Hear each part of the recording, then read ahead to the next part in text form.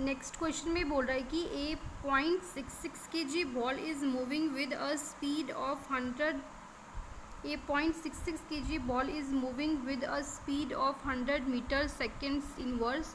The associated wavelength will be Planck's constant की value दी गई है। 2010 का क्वेश्चन है ये, ऑप्शन में दे रखे हैं हमें 4 ऑप्शंस दे रखे हैं। हमें पता है कि according to de Broglie equation lambda की वैल्यू होती है h/p और h/mv। अगर हमें यहाँ पे मास दिया हुआ है, हमको मास दिया गया है और हमको दी गई है वेलोसिटी दी गई है, अगर हम इसकी जगह पे वैल्यू पुट करते हैं तो हमारे पास में प्लैंक्स कांस्टेंट की वैल्यू आ जाएगी 6.6 इंटू 10⁻34 जूल सेकेंड। मास हमें दिया हुआ है 0.66 kg और हमारे पास में वेलोसिटी दे रखी है हमें 100 मीटर सेकेंड इनवर्स। हमारे पास में भाई जब हम इसको पूरे को सॉल्व करेंगे तो हमारे पास में वैल्यू आ जाएगी लैम्बडा की 1 इंटू 10⁻35 मीटर, यानी कि हमारा जो डी वाला ऑप्शन है वो हमारा जो है राइट ऑप्शन है।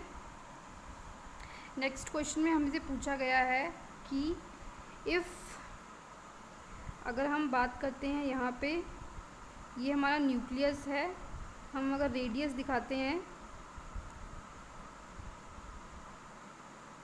ये जो है रेडियस हो जाएगा। इफ़ हमसे बोला गया है कि if r is the radius of the, if r is the radius of the first orbit, the radius of nth orbit of hydrogen atom is given by 4 option दे रखे हैं A B C D।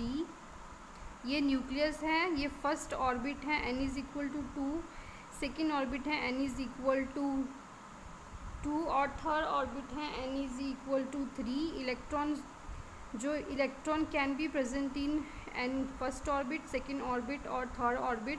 अगर हमें radius निकालना है तो radius निकालने के लिए फॉर्मूला होता है n² h² 4 पाई m e²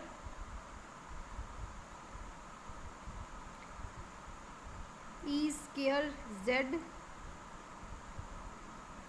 क्वेश्चन में फर्स्ट ऑर्बिट की बात कर रहा है, अगर हम n की वैल्यू 1 पुट करते हैं तो 1 का स्केयर जो है वो 1 ही आएगा। हमारे पास में रेडियस की वैल्यू आ जाएगी फॉर हाइड्रोजन एटम, क्योंकि क्वेश्चन में हाइड्रोजन एटम की बात की गई है।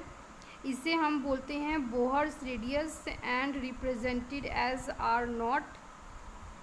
अगर हमें रेडियस फाइंड आउट करना है first orbit, instead of first orbit अगर हमें थर्ड ऑर्बिट का रेडियस, अगर हमें third fourth any value of n की, अगर हमें किसी भी n की ऑर्बिटल के लिए, n की कोई भी वैल्यू के लिए, किसी भी ऑर्बिट के लिए, जो ये डैश लाइन से दिखाई गई हैं ये ऑर्बिट्स हैं, तो हम कैसे फाइंड आउट करेंगे radius of nth orbit of hydrogen atom is given by, हम यहाँ पे रखेंगे अपनी फर्स्ट ऑर्बिट के लिए इतना आया है। अगर n की वैल्यू 2, 3 और एनी ऑर्बिट,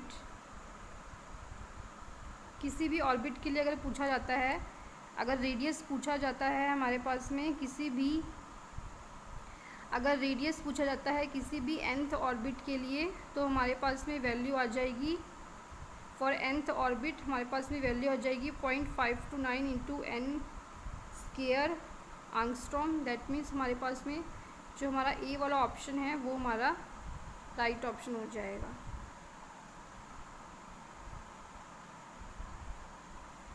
ये 1988 नीट का क्वेश्चन है।